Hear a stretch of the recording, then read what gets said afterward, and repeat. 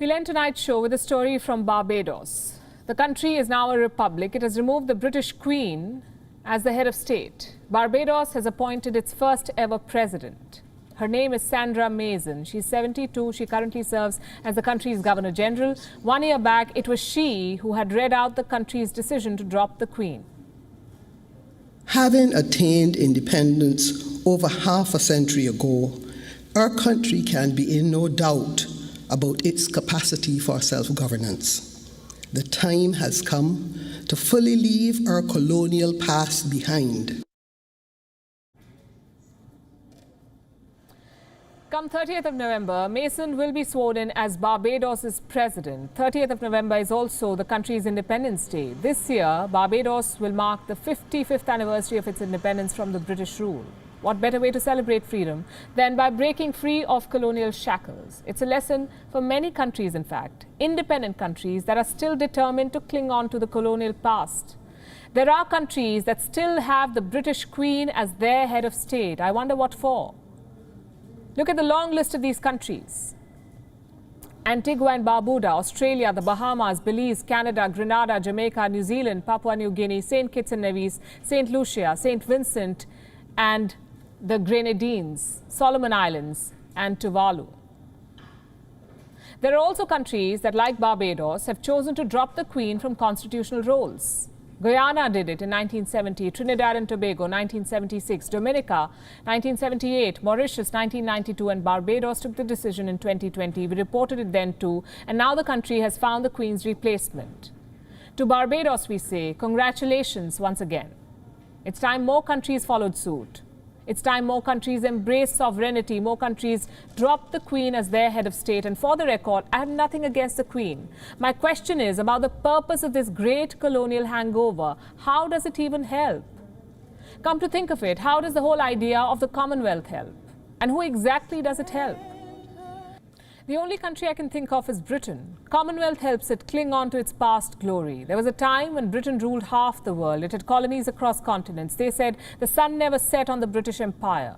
When Britain was forced to pack its bags and exit many colonies, Commonwealth helped the British throne cling on to that feeling of power. So the Crown sold the idea of maintaining association between erstwhile colonies. It sold the dream of kinship and unity. The Commonwealth was promoted as a family of nations. Countries with a similar past, countries with familiarity to the English language, similar sports, similar system of education, similar colonial history. But here's the thing. None of these 54 countries, minus Britain, chose that history. British colonialism was imposed on them. So was the English language and everything else that came with the British culture. So in a way, Commonwealth is a reminder of shared oppression. It's a reminder that we can really do without. It's time to move on. Most countries already have. Only 16 Commonwealth nations have retained the British monarch as their head of state. 6 Commonwealth countries today have their own monarch. 32 are republics. Is there any reason they should stay in the Commonwealth? You may point to the Commonwealth trade advantage, but is there really one? Many Commonwealth countries do not even trade very much. Take India and St. Lucia, for example. The distance between these two is 14,000 kilometers. Government documents say India imported less than $0.24 million worth of goods from St. Lucia in 2017. So how is this an advantage?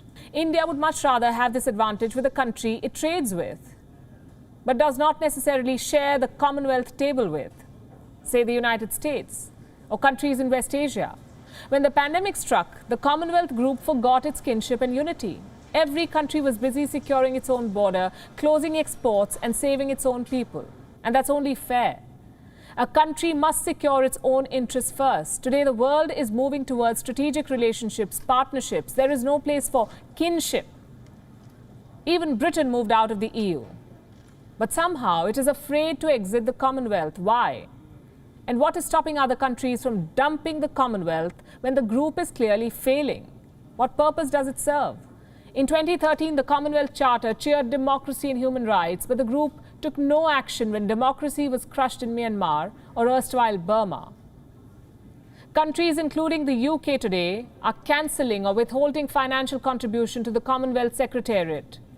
But they won't call a spade and simply shut the account and bid adieu to the Commonwealth? Again, why? What's the use of clinging on to the past when the world is planning for the future? 2.2 billion people around deserve a fresh start. Let's face it, the sun has set on the British Empire, and it's time to wake up and move on. WION is now available in your country. Download the app now and get all the news on the move.